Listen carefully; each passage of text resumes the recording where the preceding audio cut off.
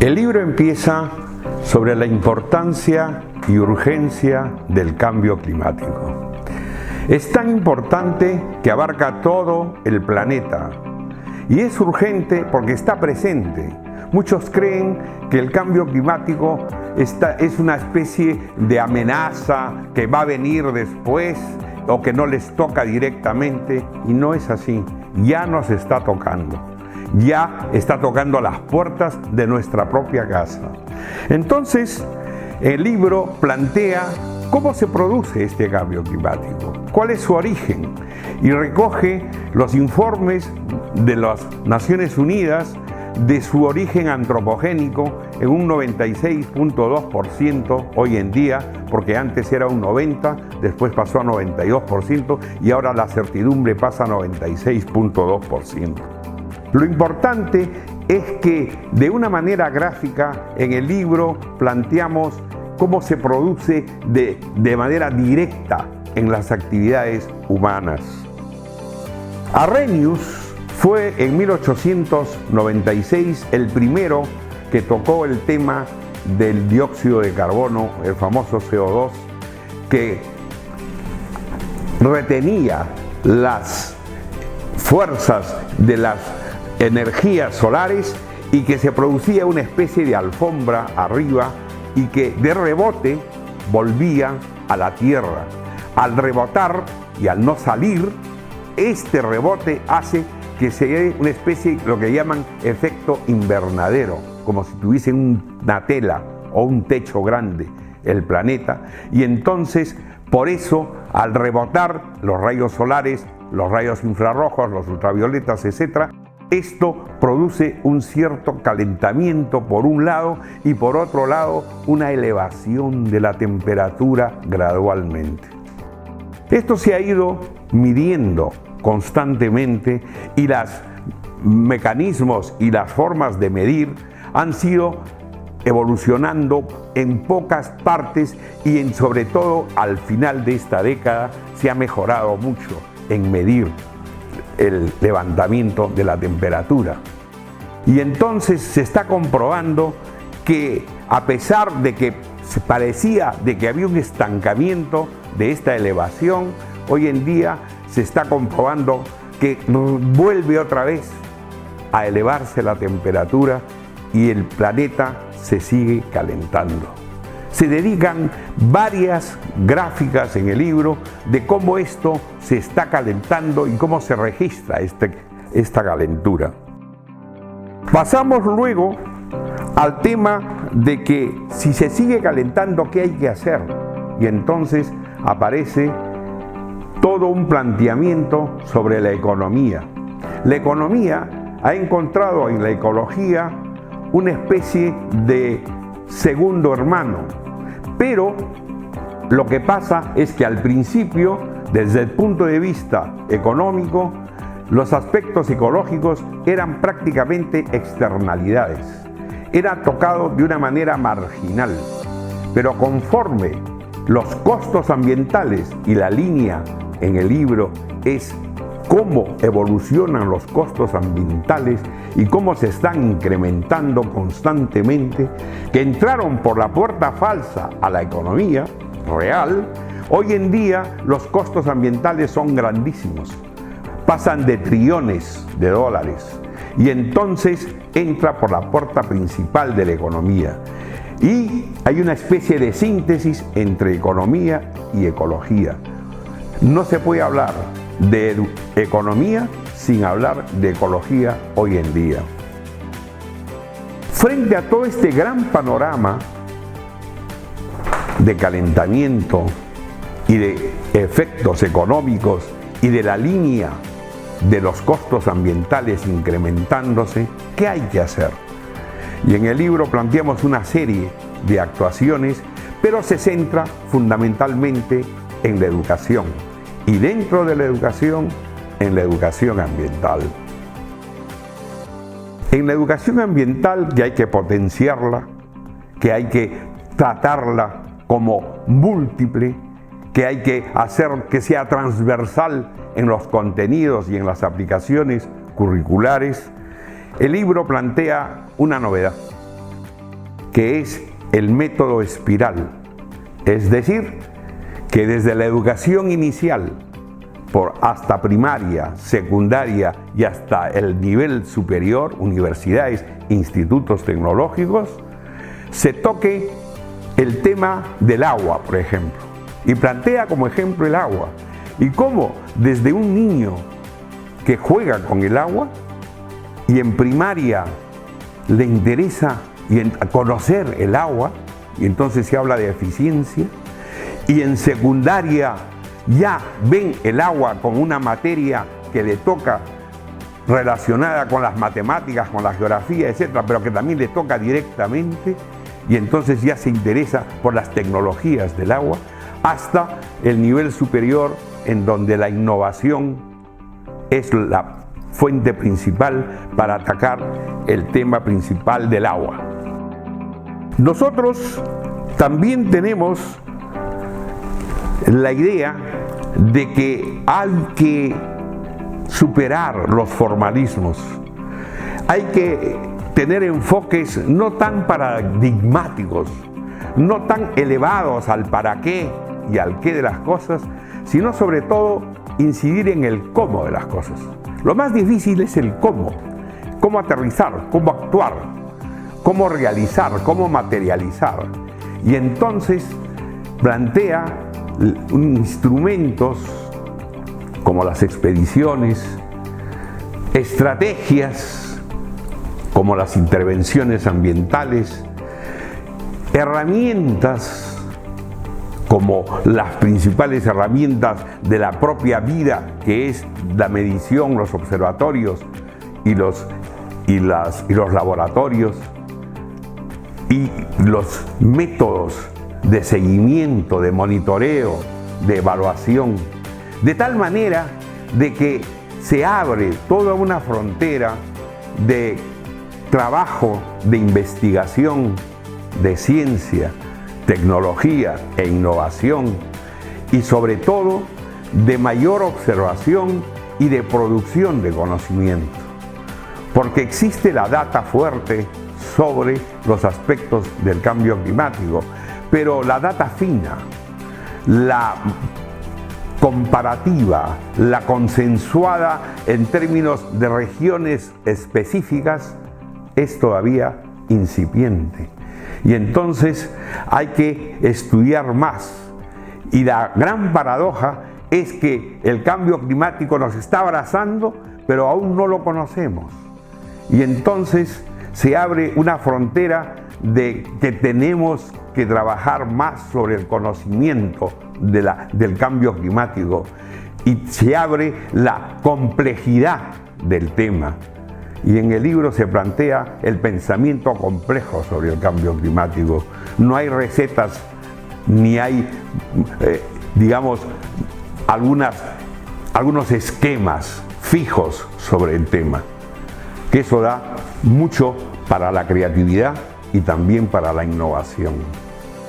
También recoge la importancia de las fuerzas y las pulsaciones sociales que producen los movimientos juveniles. La juventud es más sensible al tema del cambio climático. Y entonces, así como que hay que ir de la mano con la ciencia, la tecnología y la innovación, también hay que ir de la mano de las demandas de la juventud, que es más sensible y es mucho más clara en plantear ya actividades, acciones para que se pueda mitigar por un lado y adaptar por otro lado todas las actividades humanas con respecto al cambio climático, que es todo esto muy complejo, que abarca no solo nuestra generación, sino es intergeneracional. Y entonces, para que esto pueda llegar a un momento preciso de actividad, se requieren solidaridad, mayor cooperación internacional, borrar las fronteras y sobre todo hacer activos, que los agentes mismos, y aquí agentes somos todos, para poder actuar, desde las pequeñas actividades, desde tener muy claro qué hacer con la basura en tu casa, desde hacer una selección de los residuos orgánicos, inorgánicos, vidrio, cartón, Tetraflex, etc. Y poder tener una capacidad de poder actuar en forma de reciclajes. Y entonces en el libro se plantea una línea desde la economía circular, en donde todo se recicla, todo se aprovecha, se pasa a la transición energética, que es de pasar de las energías fósiles a las energías renovables, hasta llegar al tema de tener una economía, como se plantea en el modelo Ámsterdam, en donde es una economía del ambiente. Es decir, mientras que en una forma clásica la economía antes se basaba en la escasez, porque ese era su punto fundamental para poder definir teorías, hoy en día con el modelo Ámsterdam, que es un modelo que plantea ya no tanto las escaseces, sino las limitaciones. ¿Hasta qué límite podemos llegar? ¿Hasta qué límites podemos concertar? ¿Hasta qué límites podemos trabajar y producir energía? El camino está trazado. Hasta llegar a esta economía del ambiente, podemos nosotros cambiar muchas cosas y obviamente cambiar la educación. Como no hay recetas ni esquemas fijos para trabajar en la educación ambiental, hay que hacerlo a mi manera, es decir, de una forma más o menos original, y por eso viene la canción My Way.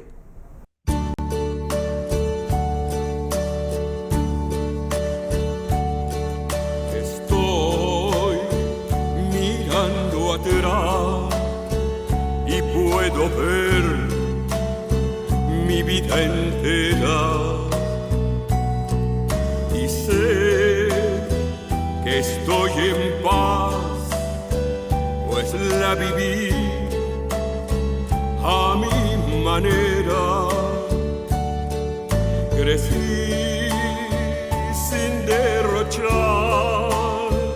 logré abrazar el mundo todo y más, 1000 sueños más, viví a mi modo.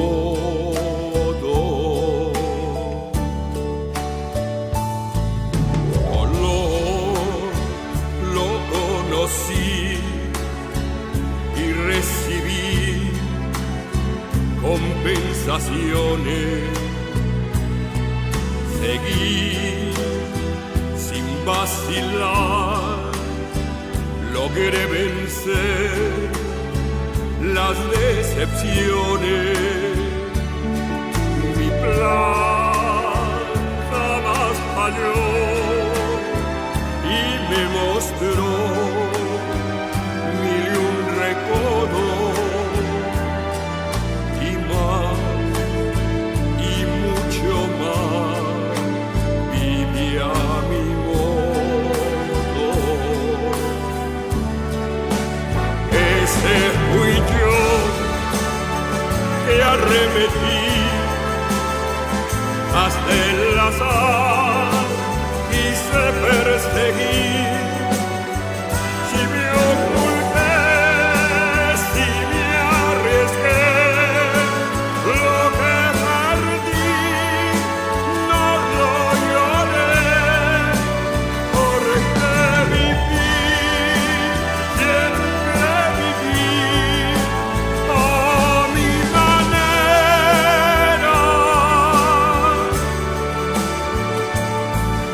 Ya ves, también sufrí y compartí caminos largos, perdí y rescaté, mas no aguardé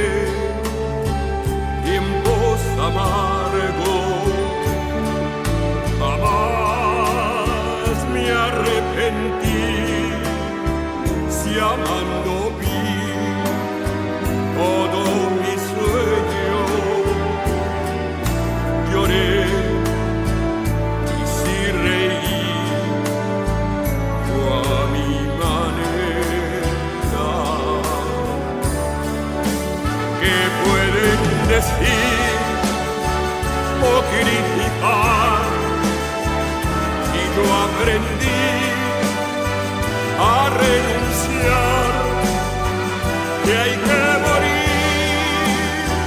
y hay que pasar, nada de fe sin entregar, porque viví, siempre viví.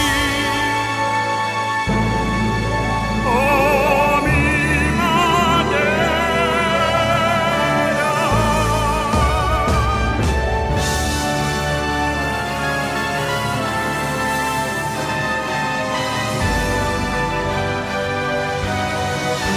¿Qué pueden decir o criticar si yo aprendí a renunciar? Porque viví, siempre viví a mi manera. A mi manera.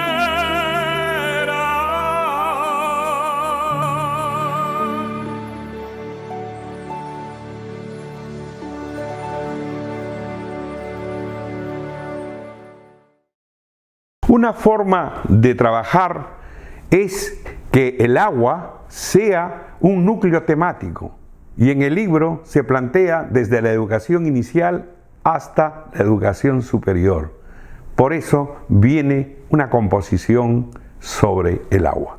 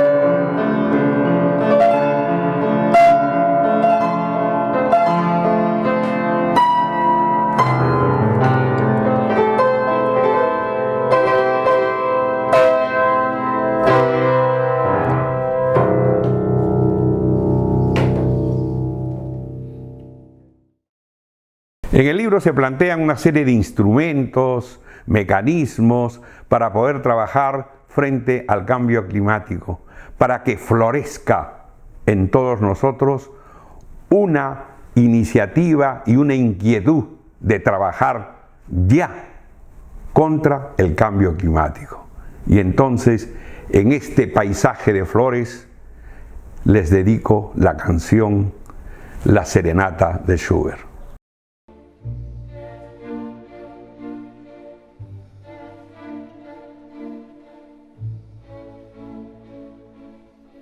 ven junto a mí al oír la canción hecha en la soledad.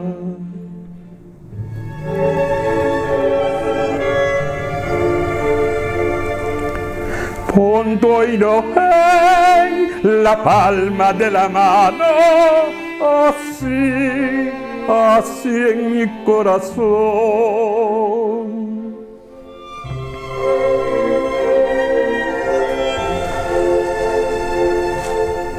Si tú quieres que el cielo distante llora la luz de la luna, llora la luz de la luna, y gotea en tu semblante, tú no me ves llorar,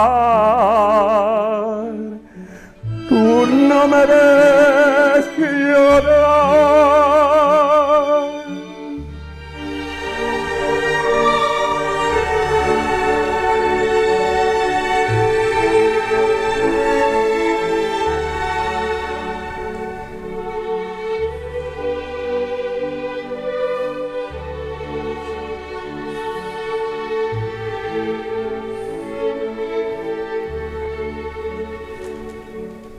Si crees que un ángel es quien canta con nostalgias de ti,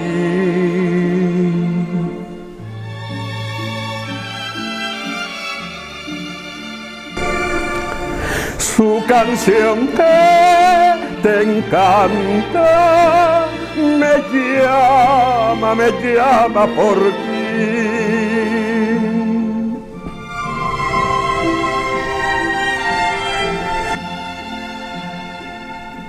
Y yo sé que el cielo distante llora la luz de la luna, llora la luz de la luna, y que en tu semblante tú no me ves llorar, tú no me ves llorar. Está entonces el instante a la luz de la luna, contemplándote en mis lágrimas, ven a hacerme feliz, ven a hacerme feliz.